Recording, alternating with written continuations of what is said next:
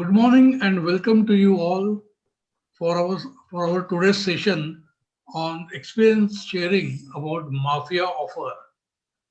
I consider ourselves to be lucky that two of us, ours is a very large group, and I'm sure many more have this experience of Mafia offer.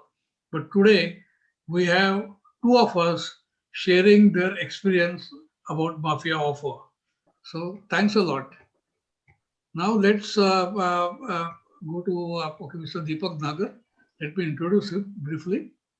Okay, Mr. Deepak Nagar is a co-founder of Yagna Entrepreneur Success Services LLP.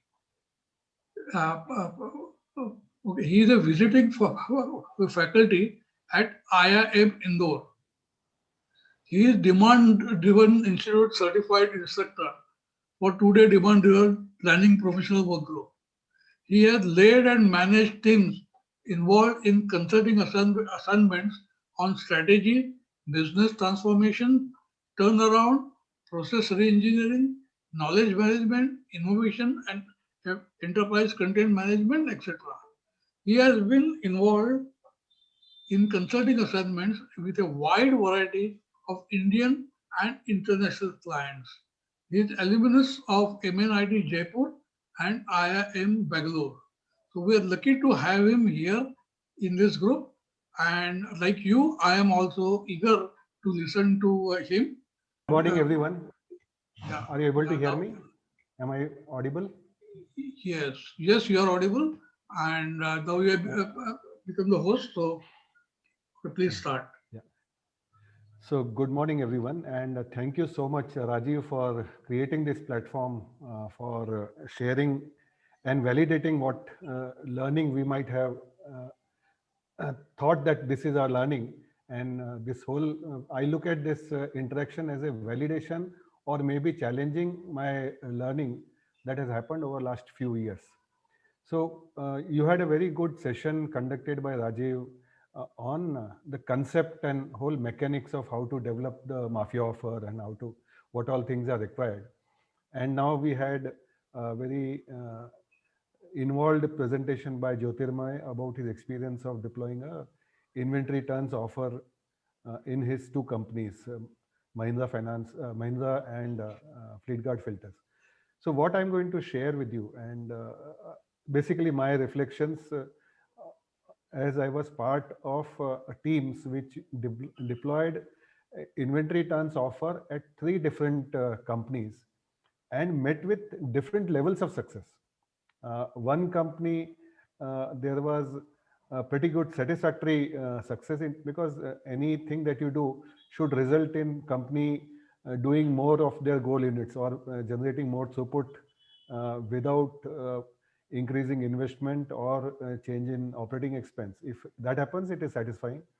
The, another, this, the next company, there was some success for 2 years, and then after things stopped working in the market. And the third company, it never took off.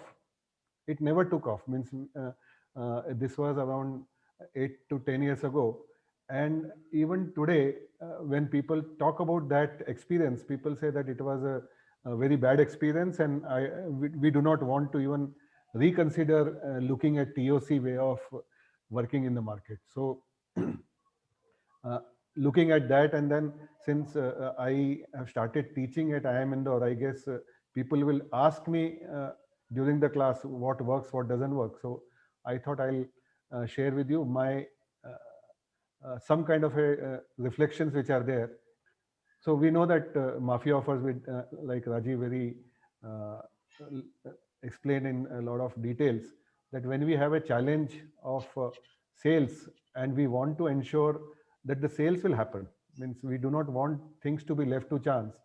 Uh, it is imperative that a company has an offer which cannot be refused by the customer and which cannot be copied easily by the competitors. So this is the uh, definition that Rajiv had given: decisive competitive edge.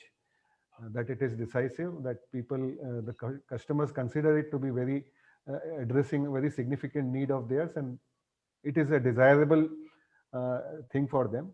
and it would not take too much of convincing them once it is done in a very cogent manner. That discussion we just had, that the communication has to happen using layers of resistance and all those things, uh, and the competition should not be able to copy it. So let me straight away jump into what my lessons are. So unrefusable offer or mafia offer is a necessary condition for making ever flourishing organization, but not sufficient. So why am I saying this? That it could be that there is a brilliant articulation of what is it that we want to do in the market, and we have an offer which uh, the sales team, or at least the sales management and the marketing management and the executive management of the company is convinced that yes, we have got a fabulous offer, but there are many other things that need to be in place for it to be successful. A good enough offer is good to start with rather than waiting for a perfect offer, right? So there is always this tendency to keep on polishing uh, the articulation, how we go and make presentations and all those things is there. But what I learned is that the biggest learning that happens is when you start making that offer to the say representative target market, and the kind of feedback that comes helps you to polish the market, so polish the offer.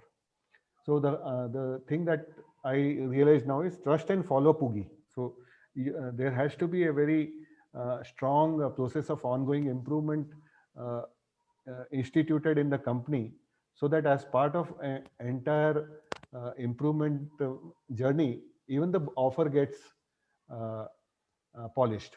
And offer cannot be polished in isolation. It has linkages with other things which are happening inside the organization, and it requires many other things to be put in place for the offer to work uh, like it worked in some cases and it didn't work in other cases. A good is not a flash in the pan, it lasts for years, and that's what Jyotirmay also said, that once it works, it is very difficult to copy because it involves a lot of paradigm changes in operations, in the way sales is managed, in the way target setting is done for the dealers, for the sales people, and it lasts because it is it's difficult for people to uh, uh, imagine the kind of changes that have happened in the background.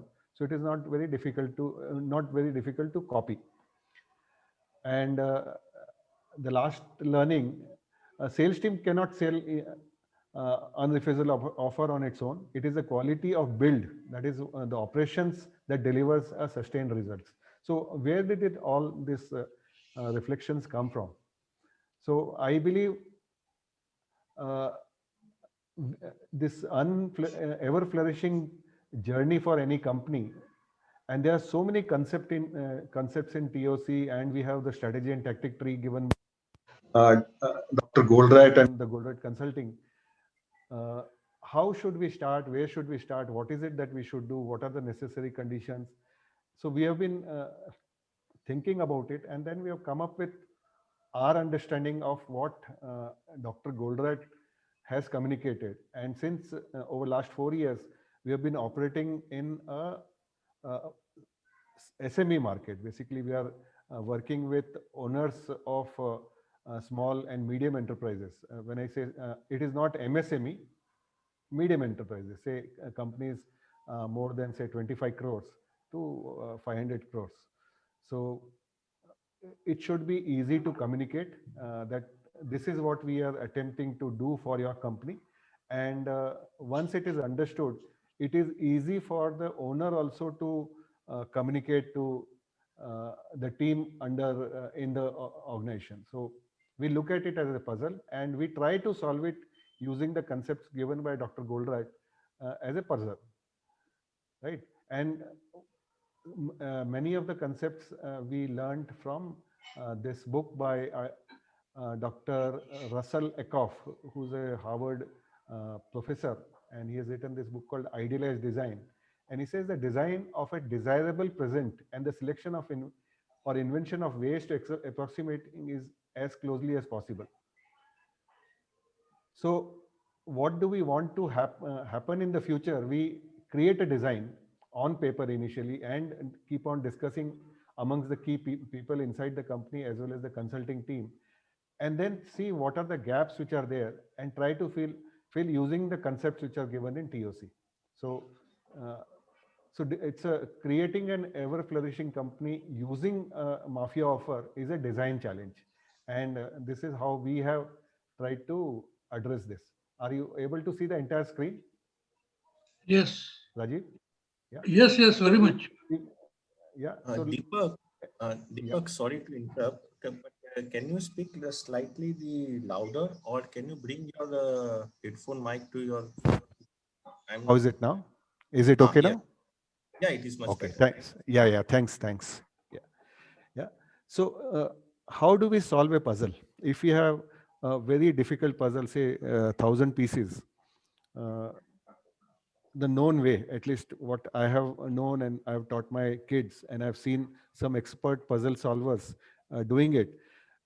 The first thing that they do is they, out of all the pieces, they try to find out the corner pieces because the corner pieces have a distinct shape. Two of their sides are straight sides. So once we have the four corners, then they try to figure out which are the edge pieces. Edge pieces have one side of the uh, puzzle piece as a straight one, and using this subset of the pieces, they create a frame of the puzzle, because it is easier to do this rather than trying to solve the entire puzzle in one go. Once the frame is created, then filling up the picture by looking at different pieces is easier and faster. So we adopted that kind of thinking and say what are the four corner pieces which need to be put in place for the strategy and tactic tree to be understood by the lay user. And I find it very difficult to remember the strategic tactic tree, all different levels and all the steps. So I said, let me find out which are the things which I understand at the high level, and I can convince people that this is what we are attempting to do, and we have to do it in any sequence. But once we have the pieces in place, corner pieces in place and the edges in place, then we would be in a good place to start with. So the first piece is related to Mafia offer. We have identified the poorly addressed significant need of the market. So that comes from it. It is not rocket science, and any company will be able to see what are the maximum complaints that the customers have with them, and uh, which are not unique to them. All the competitors have similar kind of complaints, and they're able to survive because everybody is in the same boat.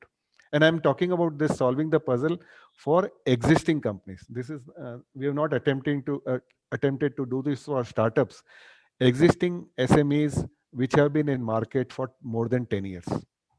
So we believe those SMEs have a potential to quickly grow and generate wealth, generate employment without any new investment or without changing the team. So this puzzle framework we have created for existing SMEs.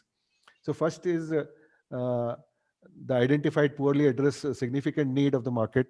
If if we have some session on that and have very discussion, we don't need to go out and do detailed survey or not. It is the marketing team, the owner of the SME, they have a fairly good idea. And if we ask the questions like uh, Rajiv had a session yesterday, art of asking questions, and if we do that properly, it is possible to quickly arrive at what is it that we can target to have base our offer on.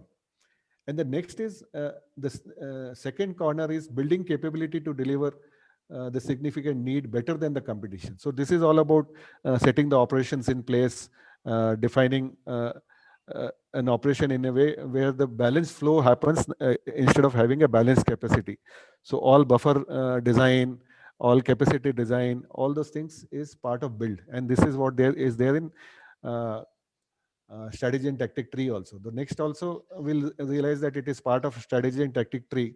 They capitalize on the unique capability to generate higher throughput. And the last one is sustain the increased flow by managing the capacity enhancement smoothly. So if we have this understanding at a very high level, it need not be detailed out uh, finely to begin with.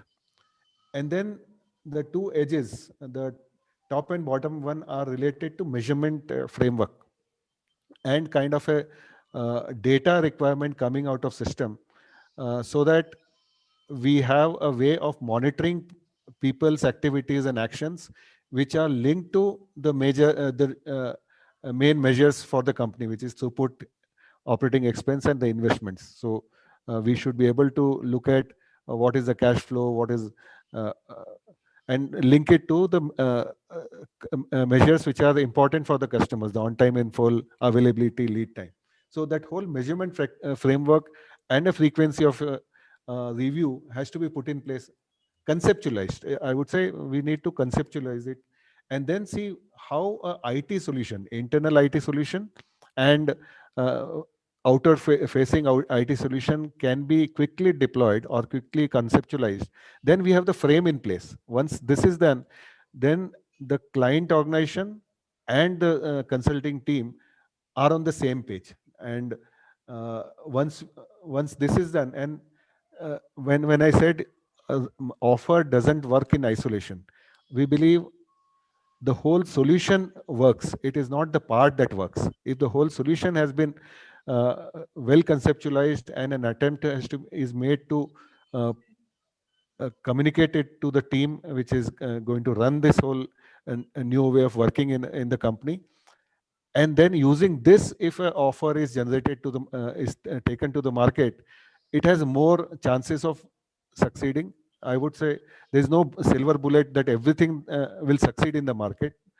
Many times things will not go as we imagine them to go, and when we are there inside at the time of action, many times it is very difficult to uh, investigate or come up with why things are not happening the way we want them to work.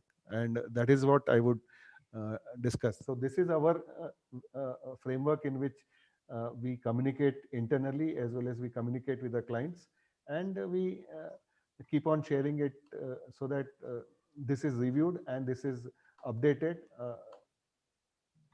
and monitored. So critical success factor. So I said understanding the current reality of the customer is important, and the offer that we make, we need to understand the entity to whom we are making offer is also a business entity, and they are also looking for reaching their goal faster. And are you in a position to help them to reach there faster? So what matters most? If you have an offer which increases their throughput without them doing anything, or if they think it is impossible for them to do it on their own, uh, then it has a major chance of getting accepted. So in this inventory turns offer, what I found worked most, that the company which was deploying the offer communicated to them that, look, you are not carrying the right product portfolio which should work in your market, and which is working for us in different markets. So if you try to, or if this you and the sales team decides the product portfolio, maybe there are certain fast runners and there are certain things which have been recently introduced and they are experimental products. So the whole idea that uh, there'll be a rationalization of SKUs, and all the missed sales, lost sales because of product not being available is getting plugged. So that is something which is uh, attractive to the say channel partner and all, and this has to be backed up by the whole exercise that the company does in terms of identifying what are the head SKUs for themselves. Head SKUs, I would say, which contribute to 50% of the sale, body SKUs which contribute to 40% of sale, and the tail. And there is an attempt to keep on uh, rationalizing the tail SKUs which create chaos or noise in the system. So if that is done, it creates some kind of a favorable environment for the offer to be accepted. Very surprisingly, even OE reduction is seen to be very attractive. And one place we saw that uh, the our customer offered that we will take care of all the transportation cost. You need not worry about the transportation cost because we are going to use milk run, and it will be we'll just add a few small amount to the cost of the pricing of the product, and you don't have to spend additional things on operating expense, which is the transportation. And many times that transportation is not from the customer to the channel partner. If a product is missing, then the channel partner tries to get it from other competitor channel partners, and there they incur operating expense in terms of shared margins as well as the transportation. So if the availability is created, if the product basket is rationalized, not only the throughput goes up, also the OE goes down. And the last thing, that inventory turn offer, it talks about that they will make lesser investment. That is not something which goes down well with the channel partner. They said, we are in business. We have decided to be in the market with so much money. We don't want our investment to go down. We just want our investment to be more productive. So rather than saying that your investment will go down, your inventory will go down, it is and it is win-win for both the customer and the channel partners, that the inventory value per se remains same, but it rotates faster and it is spread across multiple SKUs. So I guess this is what was one learning, that people appreciated throughput increase, highest priority, then OE reduction, and the last inventory reduction. Uh, we I will share with you where this the customers' policies, measures, and behavior were not fully put in place. Like I said in the puzzle framework, if those edges are not fully put in place and you still have this dilly-dallying about primary sales being a measure or not, or secondary sales being a measure, if there's a confusion, then there's a fear and as well as tendency by the sales team to continue doing what they used to do earlier, that is push. So if that is not understood and it has not been properly designed and not communicated and not followed up with the reviews and all, then don't expect any change in behavior. If the measurements don't change, don't expect the behavior of the sales team to change or the channel partner to change. And putting in place new policies, measures, and behavior, it is not exactly opposite of what was there earlier. So we put in place things like throughput loss, and it is there in regular body of knowledge also, that throughput rupee day loss in terms of non-availability of a product, or if there is an MTO, if it is not delivered on time. So throughput loss is something which is very difficult for people to figure out. But if you have an IT solution in place, it gets calculated and people know this is the measure and it has to be reduced. And proper planning of the rollout, because when the rollout happens, there is a lot of inventory lying in the market and it is mismatched inventory. And if it is not done properly, then there is a fear of not getting the primary sales or there is a drop in primary sale. That is a very real fear, that if we don't push, then the sales will go up, sales will go down, because there is a lot of inventory lying in the market which we had pushed in the past month or the past quarter. So that whole thing about rolling out in a fashion that it happens gradually and there is no significant dip in the primary sale, and it doesn't hurt the finances of the company, at least the reported finance. And the training of Salesforce is obvious to everybody, that sales team finds it very difficult to change the behavior from generally pushing the channel partners and then moving towards where they have to become collaborators with the channel partner and listen to all the kind of complaints that till now they were shielded against.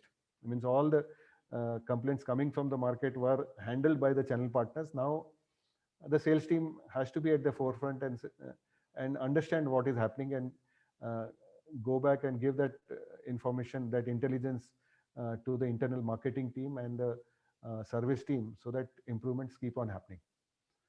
And the communication with an intent to learn continuously. So these are the critical success factors that, like I said, offer will not be perfect from the word go. If the whole exercise is done that we are continuously learning, then there are higher chances of uh, what you get success. So I guess you would be able to figure out which companies that I'm talking about. So there is a locking solutions is the Godrej locks, motors is Bharat Bijli, and appliances is Godrej appliances. Each places, if I look at it, the starting competitive position also played an important role in how the team, internal team, looked at this new initiative, as well as how it was seen by the channel partners. So in locking solution, they were the market leaders, and they had been around for more than a century, and they were known players in the market. Whereas in terms of motors and appliances, they were fourth, fifth, sixth, seventh player in the market, and being starting position being weak, there's a lot of skepticism that how are we going to tackle the policies and procedures and the product basket those market leaders have, and the kind of hold they have on the channel partners because of the volume that they generate for them. So that plays a major role. Each company had significantly higher growth potential. Means in locking solution, why? Because there were lots of unorganized players, and they used to cover uh, a significant part of the market. So if the offer works, then it was possible to go eat into that share of unorganized market. Similarly, motors, since they were just sixth or seventh player in the market, their share was in single digits. So there was a definite, and similarly in appliances. Channel partners. So in locking solution, they were exclusive dealers, whereas in motors and other places, they were shared multi-brand kind of a distribution channel was there. Uh, Product portfolio rationalization was not done in any of the cases upfront. When we decided to go out in the market, we just did the build, because you can imagine this was in almost 10 years ago. So 2008 is when locks journey started, motors journey started in 2010, and appliances journey started in 2012. So that point of time, we were just taking the S&T tree and trying to implement that in the market. So there's no mention of product rationalization in the S&T tree. So we never thought about doing it. But late in the journey, we realized that we are carrying a huge product portfolio, which is unnecessarily creating chaos and noise in all aspects of the business, starting from what should be displayed at the retail space, what should be carried by the channel partners, what should be manufactured, and how it should be designed, and all those things. So at late in the journey, after say 3 years, there was a rationalization, and you can imagine a 2,500 product catalog was pruned to almost 650.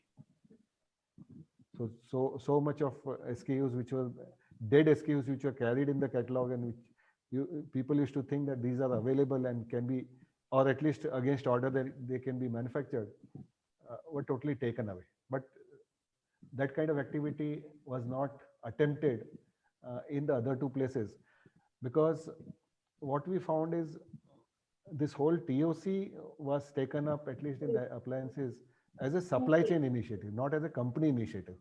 So the channel management and the new product management, they never gave it the importance that it needed. So this whole thing never happened. measurement changes happened in locks end to end. So in these three, locking solution experienced very satisfactory results in the sense they started at 180 crores in 2008, and by 2017-18 they were 700 crores.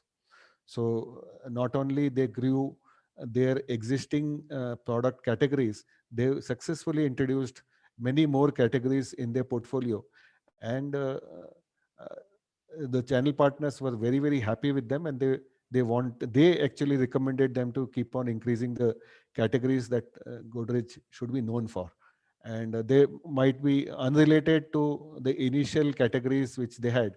So they started with locking solutions, but very soon they were into architectural hardware and say doors and windows hardware.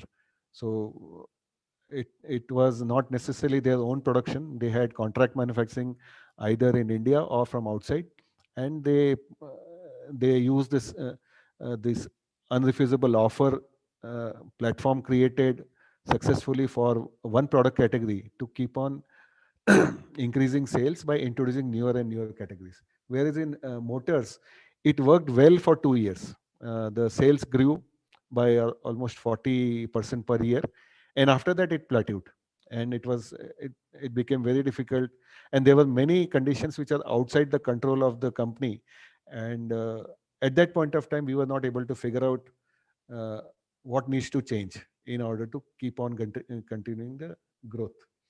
Whereas appliances, nothing happened actually. The sales wise, nothing happened. And the sales team was not convinced about the offer. The channel partners were not convinced the offer. Only the supply chain team and the manufacturing team kept on manufacturing as per the buffers, and try, uh, they were subjected to all month-end SKUs, which are part and parcel of the old way of working, where the primary sales is the major measure. So that continues to happen even till date. Till date, the same thing happens, continues.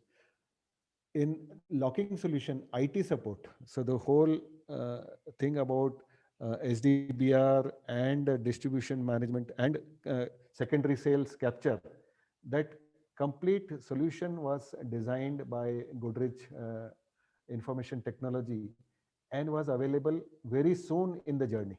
And it played a major role because then there was no dependence on Excel sheets, and uh, that's where I would credit that the real success to IT support also.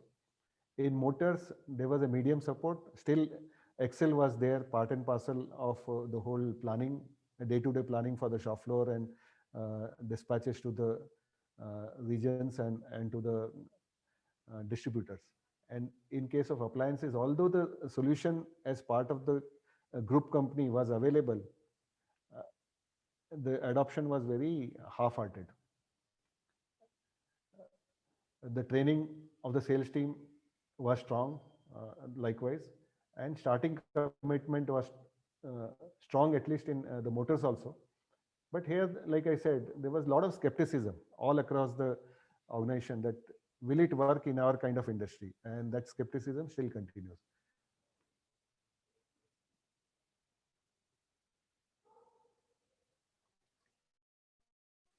So all those things, these are the common challenges all across. So convincing the customer about change in paradigm embraced by the vendor. So the the first go, it is very difficult for any channel partner to uh, believe that this company which has been behaving in a particular way for decades together, because many places the channel partner relationship has been around for decades, and overnight if somebody comes and says, look, we are going to change and we are going to change the policies, it is very difficult uh, for everybody to accept it. And here is where the locking solution team and the leadership did something which was totally out of the box. And they not only committed and made uh, commitments in terms of anybody could escalate if the sales team resorted to the old way of behavior and they were not supporting the new way of working. They also went ahead and did shows across the country. And during the road shows, they organized one day a meeting with the channel partners, and during the meeting, instead of having a dry presentation, they hired a drama troupe which conducted a skit in the local language. And the skit was all about the life of the channel partner and the retail partner, how it was earlier and how it is now. And there were many places there where they made parody of themselves. That yes, we were foolish earlier, and now suddenly we have gathered some wisdom, and those wisdom is very available to everybody because it comes from managing the kitchen. And it was very innovative way by which the communication was done, and it helped in not only convincing the sales team but also the channel partners that look, if they are taking so much pain of coming out and uh, doing all these activities, then it has to be serious. And so that helped. Sales team orientation, reorientation, a lot of training is required because now they are supposed to have different kind of skills. It is not some kind of a where you browbeat a captive audience, but you have to go and be open to listening to people and then communicating to the new, if they are extending the reach to newer channel partners, that there's a different way in which you'll be operating. So that whole thing is a big challenge, and not everybody was able to mold themselves in this new way of working, and there was attrition and people had to go. Prioritization of SKUs and accounts. This is a leverage activity, and for this, a good IT has to be there in place so that the transactions which are done on a day-to-day basis get transformed into BI, and this whole thing, what is working, what is not working, how things have to be changed dynamically. This is an activity which over a period of time Godrej has learned, and they are doing it very beautifully. Channel conflict was there. Existing channels had huge territory conflicts, wholesale versus distribution, and each company handled it in different fashion. And again, what I believe is each company was able to respond to these challenges based on how strongly the whole thing was adopted internally in terms of IT support, in terms of measurement changes, in terms of the build that was created, and it helped them to do it in that particular fashion. So it is not that once you do the change, it will stay just like that. The realities in the market change, and it has to be kept on updated, and you have to take feedback from your channel partners, because now you have taken responsibility of their ROI and their returns in the money of their money. They also become partners, and they keep on suggesting new things that can be adopted by the company. And this was done very well by one of the companies, whereas the other companies were stuck in their firefighting, and this never happened. So once the build IT solution, all those is in place, then the whole phase in, phase out of new products and all those things become very easy for companies to handle. But if the things are not in place, it remains like a confused tactics in the market, and it creates obstacles in the whole success of the entire initiative. So this is what I think I have learned over this thing after reflecting all different engagements that I've been part of, and observing, experiencing different levels of success. So I think I'll stop there and ask for the questions. Okay, thanks, Deepak. I really have no words to appreciate the presentation that you made us today. I'm really impressed with the contents. I noted a few points. I would like to appreciate them specifically. First point that actually hit me is that URO, you said, is a necessary. Okay, it is a necessary condition, but it is not sufficient. So you just can't make an URO and go to sleep. continuously look at its impact and effect and look for improvement. Then the book that you talked about is the idealized of the design. It's quite tempting. We might buy that book and read because of what you said about it. The most thing that I liked about your presentation was the concept of puzzle that you used and how you described the things. It was wonderful. It was really simply great. Then the critical success factors for your that you mentioned, they were simply amazing. I must say that. There are few things out of that. Is that the product, the portfolio rationalization. No, that is one thing that in TOC we didn't talk much about it, and you candidly said that it was not there in the eccentricity, so we didn't bother about it. But that is a need that you are able to recognize it and make use of it. Then okay, one conclusion that I drew from what you said when you are talking about those three companies and the different things that happened, that there are two things that really mattered was the organization-wide implementation, not in the pockets, and the changes in measurements. So probably, okay, please correct me if I'm wrong.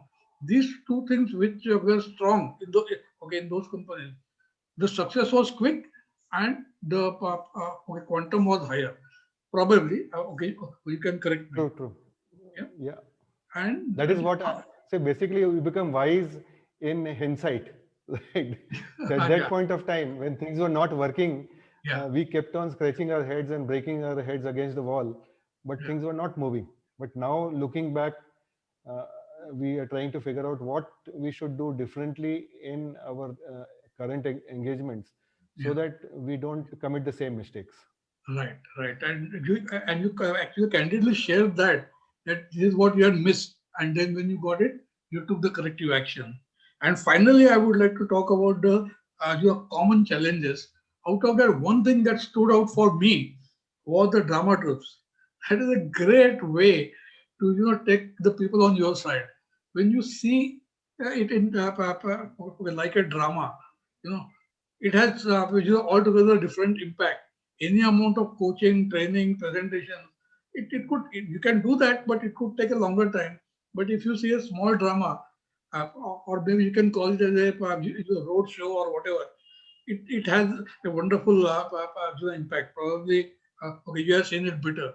So personally, I really appreciate this presentation, and I wish you should have made it at TUCICO conference. I don't know whether you already made it before, but this No, presentation is worth going there. So maybe if you have missed it this time, next time, please make it a point to approach them and make this presentation over there. Maybe you may be having many such great presentations. Maybe you can take them out one by one from your bag and show them and even show us.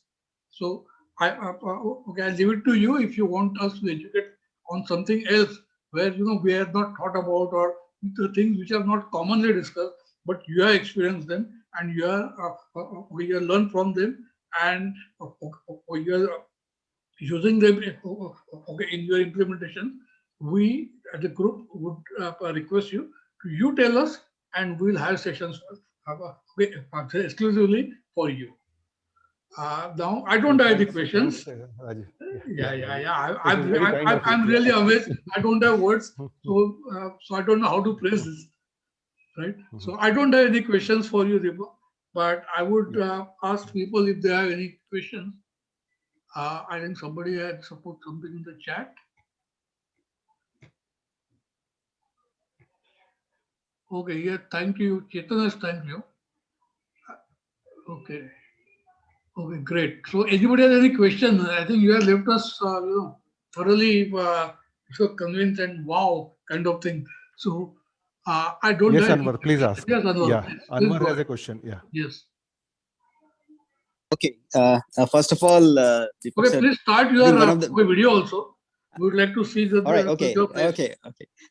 All right. Okay. Thanks. Deepak sir, I think one of the best presentations. I mean, I attended a lot of TOIC, TOCICO presentations, but this is something which is very, very succinct and very, very, all the slides had a lot of information. I was trying to write down.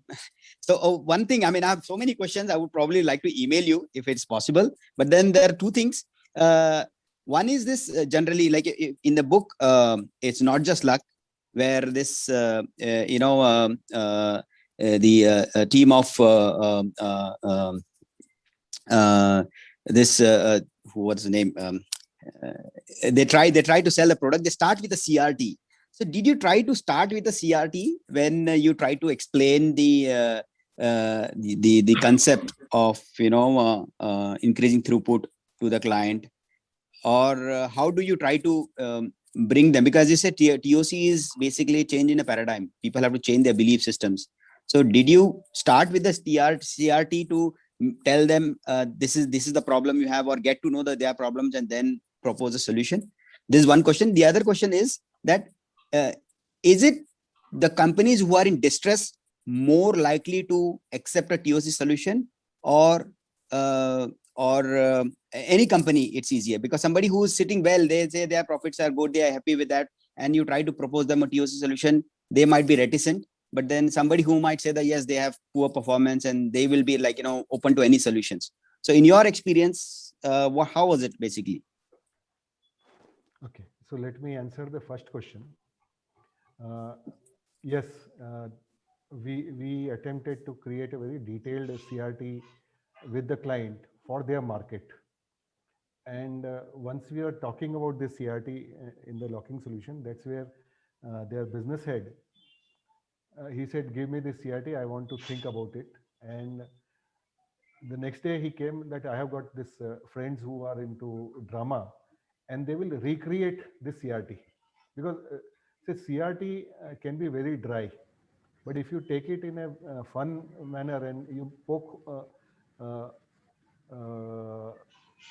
you make yourself as a butt of jokes, then it drives home the whole message. So the whole skit that was created was built on the CRT. And the punchline there was that, look, a housewife who manages the kitchen stores, she knows daily replenishment, and she decides the frequency of. No, you are not audible, please. You are not audible. Yeah. Is it okay? Is it okay now? Yeah, it's okay. Yeah. So this whole skit was about CRT, and the message that was conveyed to people, that all the kinds of problems that we create for ourselves, because very few simple things which are available to us, we don't observe them. And in the skit, there was a message that the housewife manages the kitchen stores by using these principles of regular replenishment, and she decides the frequency of replenishment. For milk it is daily, for vegetables is alternate day, and for some other things it is once a week, some things it is once a month. And using that common sense, she manages the finances, and ensures that everything is available, and any dish can be cooked at a shortest possible notice. So this kit was like this, that we didn't know about this, and now we have realized. And then this is how we'll serve the channel partners, that we'll keep things ready, we'll keep it hidden from you, at what frequency we are bringing it to close to your stores. We'll keep it inside our branch warehouse or the regional warehouse, and whenever you need, we'll supply it to you. And they had a punchline, "Ek din locks in." So, Wow. What was it? I didn't get it. Super. Come again, Ek din locks in. Okay. So this was say one part of the skit was for institutional buyers, which was these builders, and who have their own peculiar UDs about locks have to be fresh, keys should not be given to anybody in the construction site.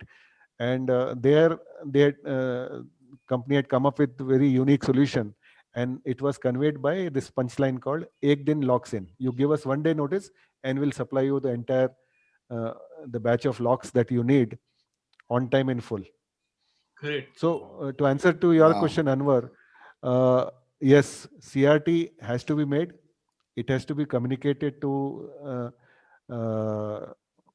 the audience, because that's how you do the layer one of the communication, that we understand the problem, we understand your UDs, and we also understand the problem. So, and how Very you nice. present it, it becomes part of your signature.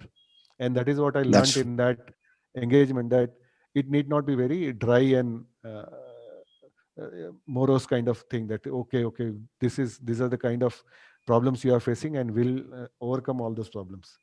So one part of it is perfect. that we have to agree that all the problems were created by us.